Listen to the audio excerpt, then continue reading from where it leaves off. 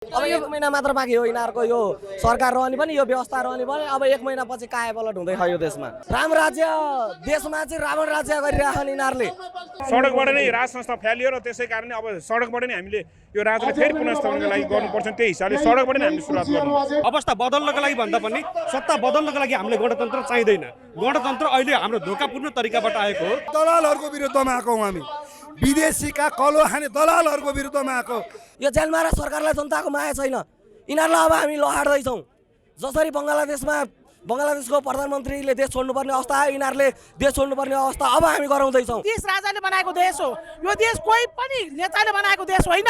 आज राज संस्था भएर आज तपाईँ हामी यहाँ आएको। जनताले चाहिँ के चाहिन्छ? विश्वको राजनीति हेर्नुपर्छ, विश्वको इतिहास हेर्नुपर्छ। विश्वमा धेरै मुलुकमा फर्केका छन् राज संस्था। हिजो एउटा हुँदाखेरि हामीलाई पुग्यो थियो र आज हजार राजा हुँदाखेरि चाहिँ हामीलाई त्यहाँ पुग्ने छ भने चाहिँ आखिरमा राजा एउटा हो कि 100वटा राजाको आवश्यकता रहेछ भने जनताले बुझ्छ।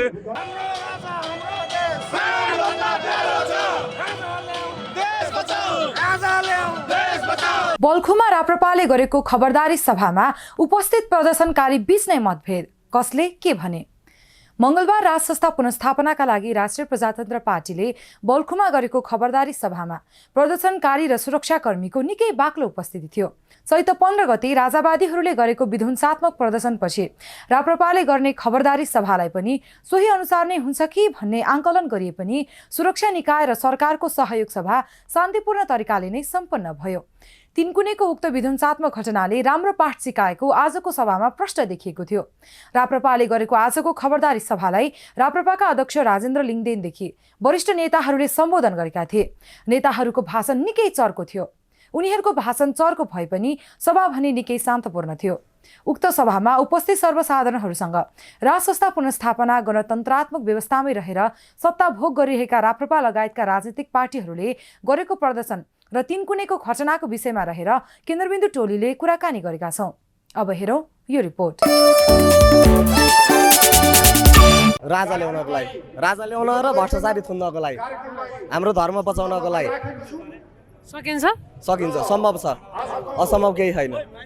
यो आफैमा चेतना भएर आएको हामी। अब देश बनाउनु पर्छ। देश यी कङ्गालहरूले डुबाए, सत्ताको लडाइँ गरेर सत्तामा पुगे, तर जनताको लागि सरकारले जुनसुकै सरकार आए पनि केही गरेनन्। त्यसको लागि अब जनताको माया राजालाई नै हुने रहेछ भन्ने हिसाबले अनि हामी राजा ल्याउनलाई भनेर सडकको लागि राजाले माया गरेको तपाईले विगतका दिनहरू हेरौँ न। राजाहरू जहाँ जाँदाखेरि नै जनता माझै हुनुहुन्छ। यो नेताहरू जस्तो सेक्युरिटी दिएर जनता माझ कहिले छुट्याखन् र राजा जानलाई? देश लुट्ने नेताहरूलाई चाहिँ सेक्युरिटी दिने, हाम्रो राजा देश बनाउनेको पुर्खालाई चाहिँ अनि नागार्जुन लहर थन्काएको छ। अब यिनीहरूले सेक्युरिटी घटाएका छन् भन्ने सुने अस्ति तिनकुनेको घटना पछि हामीले। अब कति घटाउनु छ घटाउने यिनीहरूले। अब यिनीहरूको धेरै समय बाँकी छैन। अब 1 महिना मात्र बाँकी हो यिनीहरूको यो सरकार रहने पनि यो व्यवस्था रहने पनि। अब 1 महिनापछि कायापलट हुँदैछ यो देशमा। 1 महिनापछि कायापलट हुँदैछ। सडकमा जनताहरू अब आन्दोलनको लागि उत्रिने भइसके। सम्भावना देखेर सडकमा आएको। हामी त आज देखेन। काभ्रेको पहिलो व्यक्ति हो म सडकबाट राजा चाहिन्छ भनेर विगत 5 वर्ष अगाडिदेखि लागेको मान्छे। अब आज जनताहरूले बुझ्दैछन्, जनताहरूले साथ दिएका छन्। अब सम्भव हुन्छ, असम्भव छैन। हिजो म एक्लो थिएँ भनेदेखि आज हजारौँ काभ्रेली जनताहरू साथमा छन्, हाम्रा साथमा छन्। अनि राजाले अब 10 मिनट होइन 20 मिनट चाहिँ अब जनतामाझ आएर आओ मलाई साथ द्याऊ, अब म नारायण हिँडेमा मलाई साथ दिन्छ भनेदेखि म आउन तयार छु। जनतालाई नेतृत्व गरेर म समृद्ध नेपाल बनाउँछु, फेरि देश बचाउँछु भन्ने राजालाई त्यो छ। र भोलि राजाको त्यो अभिव्यक्ति आउन साथ यी नेताहरूले भाग्ने दिन आउँछ। राज संस्थाको धेरै लामो इतिहास छ, तर आज आएर यिनीहरूले राज संस्थालाई एउटा कुनामा ल्याएर जसरी थन्काएर चाहिँ राम राज्य देशमा चाहिँ रावण राज्य गरिराखन् यिनीहरूले। त्यो दिन आउँदैछ, चाँडै आउँदैछ। 22 हिजो 62-63 मा कहाँको आन्दोलनले गरेर यहाँ राजा फालेका यिनीहरूले युएसए आइडीबाट हिजो राजा फाल्नलाई र धर्म परिवर्तन गर्नको लागि युएसए आइडीबाट पैसा खाएका छन्। यो जेलमा र सरकारलाई जनताको माया छैन। यिनीहरूलाई अब हामी लहाड्दैछौँ। जसरी बङ्गलादेशको प्रधानमन्त्रीले देश छोड्नुपर्ने अवस्था आयो, यिनीहरूले देश छोड्नुपर्ने अवस्था अब हामी गराउँदैछौँ। अब यो देशको अवस्था व्यवस्था राम्रो भएन। देशमा कानुन नियम शासन छैन। त्यसले गर्दा हामी पनि नागरिक हौँ, यो देशका नागरिक हौँ। त्यसले गर्दा सम्पूर्ण जनता, सम्पूर्ण देशवासीहरूलाई अब यो होइन कि छाडा गणतन्त्र, छाडा सस्तो लोकप्रियता कमाएको लोकतन्त्र यसको अन्त्य हुनुपर्छ भन्ने उद्देश्यले आएको। यो किन आयो भन्दा यो सामान्य शोषकहरू, यो दलाली पुँजीवादी दलाली राजनीति गर्नेहरू, अनि मान्छे मारेर आउने, हत्या हिंसा गर्ने, लुटपाट गर्ने, कैयौँ नरनानीहरूलाई बलात्कार गर्ने, साना नाबालक भाइ बहिनीहरूलाई अपहरण गरेर मार्ने, यस्ता यो अशान्ति असुरक्षाको देश हुन्छ। देश भनेको नेपाल शान्तिको देश हो, तर यो शान्तिको देशमा तपाईँको पनि अधिकार छ, मेरो पनि अधिकार छ, तमाम कानुनको कार्यान्वयन हुनुपर्दछ होइन। त्यो कुराले गर्दा आज नेपालमा हेर्नुहोस्, हिजो हाम्रो देश अहिले हाम्रो देश भन्न हामीले सक्छ कि सक्दैनौँ त्यो हामीले सोध्न पर्नेछ। तपाईँहरू जस्ता कैयौँ एउटा युवा जेनेरेसन सञ्चारकर्मीहरू यो कुराहरूलाई ल्याउन जरुरी छ। हामीले खोजेको राज संस्था भनेको राज संस्था हामीलाई मात्रै होइन, यो देश राजाले बनाएको देश हो। यो देश कोही पनि नेताले बनाएको देश होइन। आज राज संस्था भएर आज तपाईँ हामी यहाँ आएको। बहादुर शाह र पृथ्वीनारायण शाहले आर्जेको मुलुकमा 4 जात 36 वर्णको एउटा साझा फुलबारी भएको थियो। हिजोको परम्परा, हिजोको एउटा भाइ बन्धुको नाता, हिजोको हाम्रो एउटा संस्कृति, हिजोको हाम्रो एउटा नेपालीपन थियो, त्यो अहिले कहाँ छ? त्यसैको खोजीमा हामी छौँ। अनि यो देशमा के जो शासनमा जाने, जसको सत्ता हुने, अनि त्यसैले मनपरी गर्ने हो। कानुन मिच्ने अनि जनता मार्ने, जनतालाई जनतामाथि शासन गर्ने के सत्तामा पुग्न तपाईँले त्यही भएर भोट दिनुभयो उहाँहरूलाई। यसको विरुद्ध जनता भनेको संसदमा जाने भनेको त आम जनता, आम नेपालको लागि साझा एउटा सरकारमा बस्ने नागरिक, एउटा सरकार भएर पो चलाउने हो त।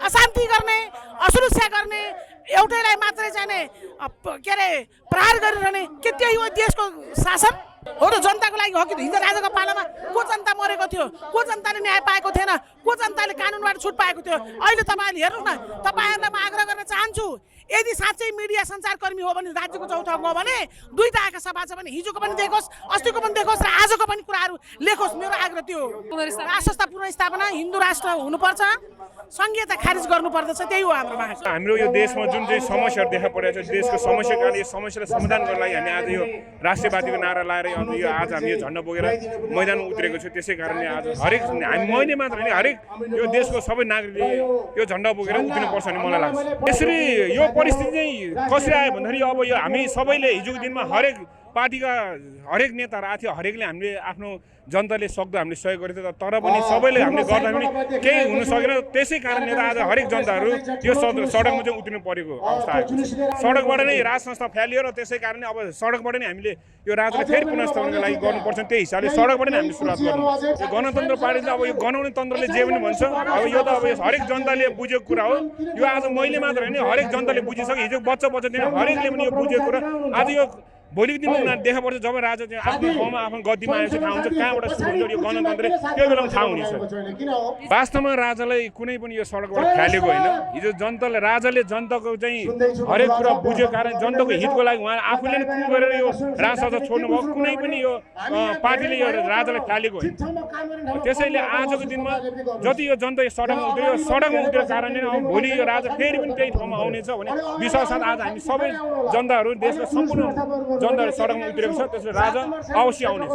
हिजो एउटा हुँदाखेरि हामीलाई पुगेको थियो र आज हजार राजा हुँदाखेरि चाहिँ हामीलाई त्यहाँ पुग्ने छ भने त आखिरमा राजा एउटा हो कि 100वटा राजाको आवश्यकता रहेछ भने जनताले बुझिसक्यो। आखिरमा आएर जनताको लागि एउटै मात्र राजा काबी छ। त्यसैले आज यो सडकमा सबै जनता उत्रेको। हामी आफूले बुझेर हामीले राजाको अधिकार के हो भने हरेक जनताले बुझिसकेको छ। त्यसैले उहाँ मौनमा हुनुहुन्छ। भोलि चाहे खण्डमा उहाँ आफू सडकमा आउनुहुनेछ। अवस्था बदल्नु, व्यवस्था परिवर्तन गर्ने भन्ने कुराहरू छ, ठिकै हो जस्तो लाग्यो। बहुदलीय व्यवस्था महेन्द्रको पालामा खारेज गर्नु अहिले आएर बुझ्दैछु म। खासमा चाहिँ बहुदलीय व्यवस्था भइसकेपछि धेरै मान्छेहरूको चाहिँ किचलो हुँदो रहेछ। अब एउटा राजाको पार्टी एउटा जनताको पार्टी हुने हो भने ठिक हुन्थ्यो होला भन्ने लाग्छ मलाई। सम्भावना त नेपालीले नै गर्ने हो। सबैभन्दा पहिला राष्ट्रभक्ति भावना चाहिँ नेपालीमा जागृत हुनुपर्छ। दलीय व्यवस्थामा लागि परेकोहरू अलिक भ्रममा नै छन् कि जस्तो लाग्छ। अलिकति अब धेरैलाई भ्रमित बनाएको छ दलीय व्यवस्थाले।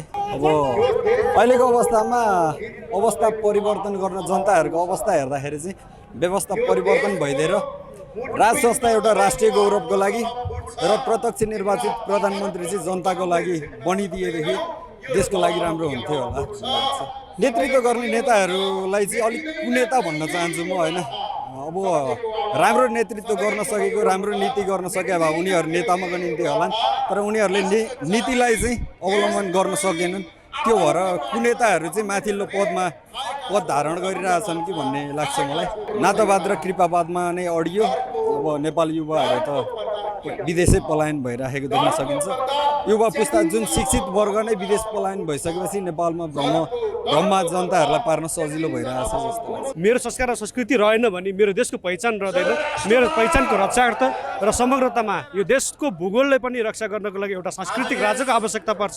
त्यस कारणले गर्दाखेरि संवैधानिक राज संस्थाको पक्षको लागि चाहिँ म स्वतन्त्र ढङ्गबाट कुनै पनि दलसँग आबद्ध नभएको युवाको हैसियतले म यहाँ उपस्थित भएको छु। 16-17 वर्ष मात्र देख्नुभयो हजुरले। 16 वर्षमा 14वटा सरकार फेरिएको चाहिँ हजुरले देख्नु भएन क्या। यहाँनिर छ नि त 16 वर्षमा 14वटा सरकार फेरिए। 14वटा सरकार फेरिँदै गर्दाखेरि पनि कतिवटा अनुहार फेरिए भनेर पनि एकचोटि हेर्नुहोस्। त्यही शेरबहादुर देउवा, त्यही केपी ओली, त्यही प्रचण्ड, शेरबहादुर देउवा, केपी ओली, प्रचण्ड, शेरबहादुर देउवा, केपी ओली, प्रचण्ड, यही होइन? यतिको लागि चाहिँ अब हामीलाई गणतन्त्र किन चाहियो त? गणतन्त्र भन्दा उत्कृष्ट राज संस्था जसले चाहिँ हाम्रो धर्म संस्कार र संस्कृतिले रक्षा गर्छ, कर्मजीवी बन्नको लागि चाहिँ कार्यकारी प्रधानमन्त्री अब हामीले छानौँ न। कार्यकारी प्रधानमन्त्रीमा हामी जाने हो, तर अहिले जसरी बाँडीचुटी खानको लागि अवस्था बदल्नको लागि भन्दा पनि सत्ता बदल्नको लागि हामीले गणतन्त्र चाहिँदैन। गणतन्त्र अहिले हाम्रो धोकापूर्ण तरिकाबाट आएको हो।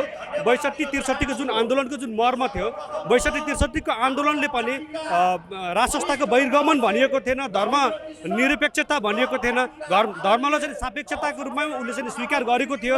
तर ढोकापूर्ण तरिकाबाट चाहिँ राज संस्थालाई हटाइयो, ढोकापूर्ण तरिकाबाट चाहिँ रात धर्म निरपेक्षता लिएर आइयो। त्यसैको विरोध स्वरूप चाहिँ अहिले हाम्रो यो उपस्थिति हो। अब यो जुन अवस्था सुधार गर्नुपर्ने छ भने अब त्यो अवस्था सुधार गर्नको लागि एउटा विकल्प पनि हामीसँग हुनुपर्छ।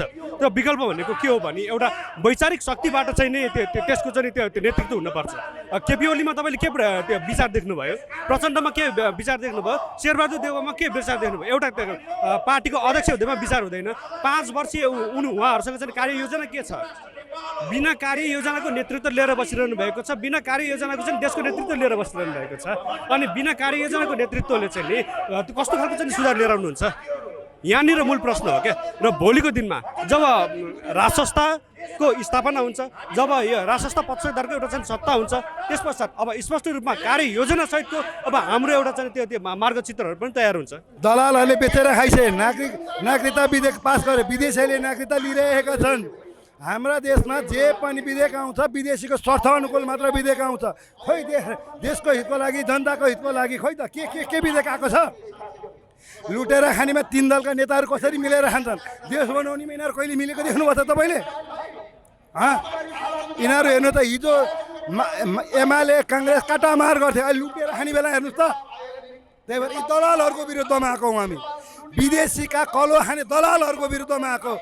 17,000 हत्यारा प्रचण्ड, अनि अर्को हत्यारा केपी ओली, भ्रष्टाचारको नाइचे शेरेको विरुद्धमा आएको हौँ हामी।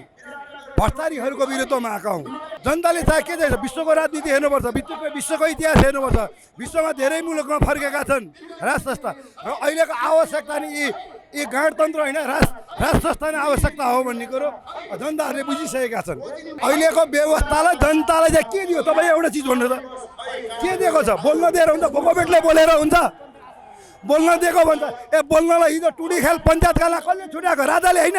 आज हाम्रो यो प्रोग्राम कहाँ हुनेवाला थियो? यही लोकतन्त्र हो, यही गणतन्त्र हो। जनताले बोल्नलाई हिजो राजाहरूले छुट्याएको ठाउँमा बोल्न नदिकन आज यसरी यहाँ पुऱ्याएको छ। यसलाई लोकतन्त्र भन्नुहुन्छ तपाईँ? र तपाईँ यो लोकतन्त्र गणतन्त्रले आजसम्म के दियो त? तपाईँ भन्नुहोस् त मलाई।